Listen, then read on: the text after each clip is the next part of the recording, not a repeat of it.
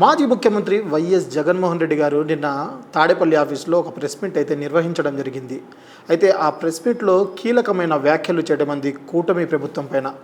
అయితే జగన్మోహన్ రెడ్డి గారు గత 5 సంవత్సరాల్లో మేము ఇచ్చిన హామీలని నెరవేర్చాము.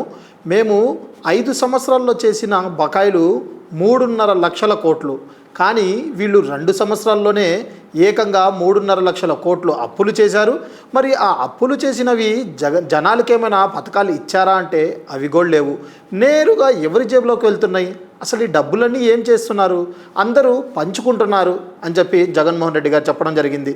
ఇంకోటి ఏం చెప్పారంటే, మేము ఇచ్చిన హామీలు ప్రతి ఒక్కటి అమలు చేయకుండా అవన్నీ తీసేస్తున్నారు. మేము అప్పుడు పిల్లలకి మేము అమ్మఒడి కానీ, విద్యా దీవెన కానీ, ఆసరా కానీ, పిల్లలకి ట్యాబులు కానీ, స్కూళ్ళకి ప్రతిరోజు మేము భోజనం కానీ ఇవన్నీ మేము అమలు చేశాము. ఈరోజు అవి ఎక్కడ కనిపించట్లేదు. వాళ్ళ మైండ్ సెట్ సరిగ్గా లేదు. వాళ్ళ మైండ్ సెట్ ఎప్పుడు ఎలా ఉంటుందో తెలియదు అని చెప్పి జగన్మోహన్ రెడ్డి గారు తీవ్ర వ్యాఖ్యలు అయితే చేయడం జరిగింది.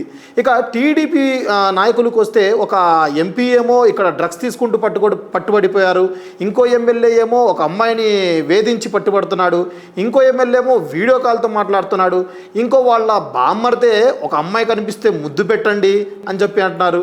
అసలు వీళ్ళ మీద నో యాక్షన్, ఎక్కడ యాక్షన్ అనేది ఉండదా?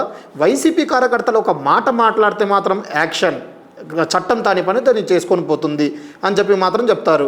టీడీపీ వాళ్ళు ఏం చేసినా కూడా ఒక్క మాట ఉండదు, నో యాక్షన్, నో ఎక్కడ కామెంట్ కూడా చేయరు. ఇలాంటివి చేస్తుంది కూటమి ప్రభుత్వం అయితే. Please subscribe dot news.